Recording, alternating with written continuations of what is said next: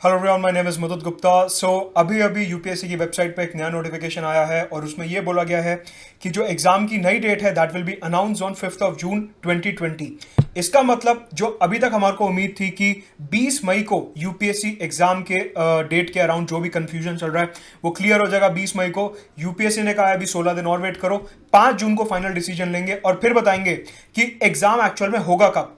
5 जून को एग्ज़ाम नहीं है, 5 जून को ये पता चलेगा कि एग्जाम होगा कब। मतलब कि एग्जाम जो है काफी ज्यादा डिले हो चुका है ऑलरेडी। सो देखते हैं कि क्या है आगे का स्टांस और हमारे को किस तरीके से आगे तैयारी करनी है। Presented by me Mudit Gupta. To subscribe to Unacademy plus you can use my referral code Mudit Gupta for 10% discount. साथ के साथ नीचे टेलीग्राम चैनल का डिस्क्रिप्शन दिया है, do join that for all the updates. ये देखिए, इधर मैंने स्क्रीनशॉट लगा दिया है आपके रेफरेंस के लिए यूपीएससी की वेबसाइट का, जहां पे लिखा हुआ है कि जो रिवाइज्ड डेट ऑफ एग्जामिनेशन है for the civil services prelims 2020 that will be announced on 5 of June 2020, 5 जून 2020 को। और ये जो है यूपीएससी की वेबसाइट का स्क्रीनशॉट है। तो 5 जून को डेट फाइनलाइज होगी और पता चलेगा कि एक्चुअल में प्रीलिम्स का एग्जाम जो फॉरेस्ट सर्विसेज और सिविल सर्विसेज का कंबाइंड एग्जाम होता है वो एक्चुअल में होगा कब। तो जैसे कि एक यहाँ पे थोड़ा सा क्योस है, थोड़ा सा यहाँ पे समझ नहीं आ रहा है कि एग्जैक्टली किस तरीके से तैयारी करनी चाहिए, किस तरीके से आगे बढ़ना चाहिए, क्या स्टांस होना चाहिए, स्ट्रैटेजी क्या होनी चाहिए। क्विकली अगले 2 से 3 मिनट में मैं आपको बताने की कोशिश करूंगा कि किस तरीके से आप अपना टाइम मैनेजमेंट कर सकते हैं। अभी तक most of you must have been preparing for the prelims examination exclusively. आप अपने प्री की तैयारी कर रहे होंगे एक्सक्लूसिवली, लेकिन यहां पे हल्की सी हमारे को प्रिपरेशन में चेंजेस करने पड़ेंगे सो दैट हम टाइम का ऑप्टिमल यूटिलाइजेशन कर सकें।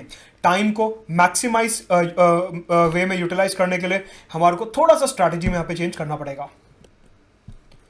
तो सबसे पहला सवाल उठता है कि अब करना क्या है। और एक यहां पे र्यूमर ये भी फैल रहा था कि शायद एग्जाम ही कैंसिल हो जाएगा 2020 का और फिर 2021 में 2020 और 21 के एस्पिरेंट्स का एग्जाम साथ में होगा। क्या ये पॉसिबिलिटी है? तो देखिए, अभी तक ऐसा नहीं लगता कि एग्जाम कैंसिल होगा, क्योंकि बहुत ही रेयर सिनारियो है कि एग्जाम कैंसिल हो।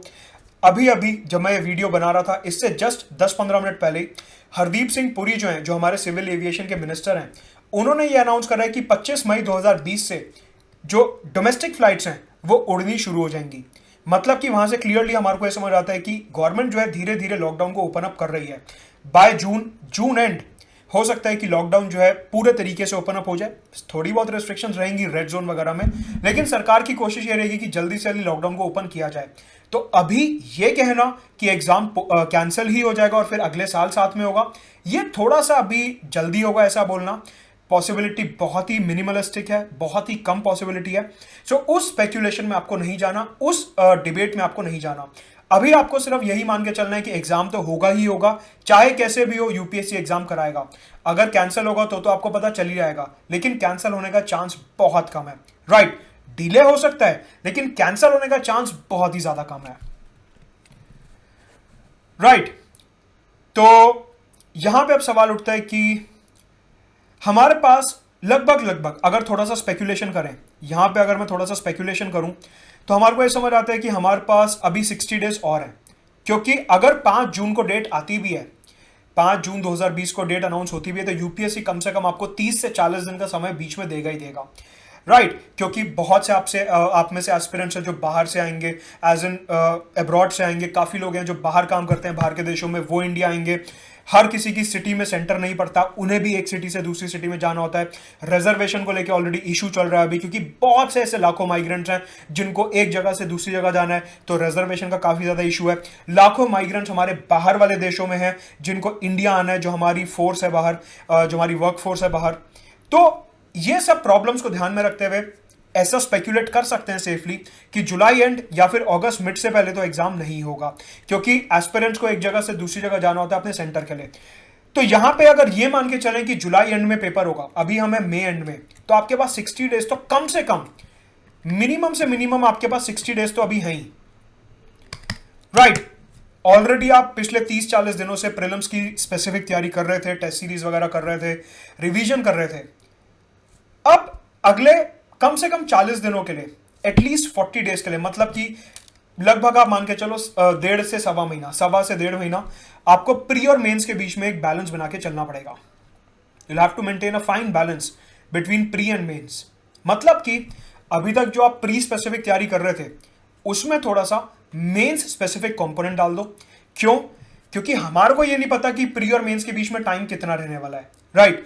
यूपीएससी ने अभी तक ये अनाउंस नहीं करा है कि प्री और मेंस के बीच का टाइम कम होगा या नहीं होगा। तो इस चीज का ध्यान रखना है कि प्री और मेंस के बीच का जो टाइम है आने वाले समय में हो सकता है कि वो कम हो, राइट? सो यहां पे ध्यान रखिए कि आपको ये जो टाइम है, ये जो 60 डेज है, ये आपको मेंस की तैयारी के लिए भी यूटिलाइज करने हैं। और यहां पे जो मेंस स्पेसिफिक है पोर्शन, उसको भी थोड़ा थोड़ा कवर करना है। तो यहां पे आप क्या कर सकते हैं, जो आपका पूरे दिन का एक टाइम टेबल है उसको आप दो हिस्सों में डिवाइड कर सकते हो। एक तो प्री बेस्ड रिवीजन हो गई और एक हो गई मेंस बेस्ड रिवीजन।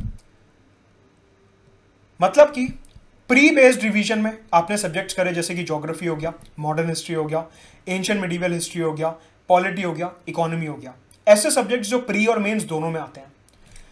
फिर आ जाते हैं मेंस बेस्ड रिवीजन पे। यहां पे आपको क्या करना है, ऐसे सब्जेक्ट्स जो यूजुअली मेंस में ज्यादा पूछ जाते हैं, मतलब कि इंटरनेशनल रिलेशंस हो गया, internal security, ethics, world history, post independence India, optional subject, mains answer writing. इस तरीके से आप अपनी प्रिपरेशन को, इस तरीके से आप अपनी दिनचर्या को, इस तरीके से आप अपने टाइम टेबल को दो हिस्सों में डिवाइड कर सकते हो, प्री बेस्ड रिवीजन और mains based revision. Pre based revision exactly pre based नहीं है, आपको इंटीग्रेटेड तरीके से चलना है कि ये वाला जो स्लॉट है आपका प्री बेस्ड वाला, यहां पे आपको प्री और मेंस दोनों की तैयारी करनी है। मॉडर्न हिस्ट्री, एंशिएंट मेडिवल तो खैर सिर्फ प्रीलिम्स में आता है, लेकिन वो भी आप इसी स्लॉट में डालोगे, राइट? साथ का इकोनॉमी हो गई, बजट इकोनॉमिक सर्वे हो गया, आत्मनिर्भर पैकेज हो गया, ये सारी चीजें। मेंस बेस्ड में ज्यादा फोकस होना चाहिए आंसर राइटिंग पे, ऑप्शनल पे, international relations, internal security, ethics, governance, ये सारे जो सब्जेक्ट्स हैं। साथ के साथ आप में से काफी लोगों ने पूछा कि न्यूज़पेपर इस टाइम करना जरूरी है। नहीं, देखिए न्यूज़पेपर इस टाइम पे मैंडेटरी है करना। न्यूज़पेपर स्किप मत करिए, वो आपकी तैयारी के लिए ही डेट्रीमेंटल होगा। न्यूज़पेपर प्लीज स्किप मत करिए, पढ़ते रहिए। हिंदू और इंडियन एक्सप्रेस, जैसे कि मैंने अपना दूसरा स्ट्रैटेजी वीडियोस में बताया था, अखबार पढ़ते रहिए और यहां से अपने सेल्फ मेड नोट्स जो है वो बनाते रहिए। सेल्फ मेड नोट्स यहां से बनाना काफी ज्यादा जरूरी है,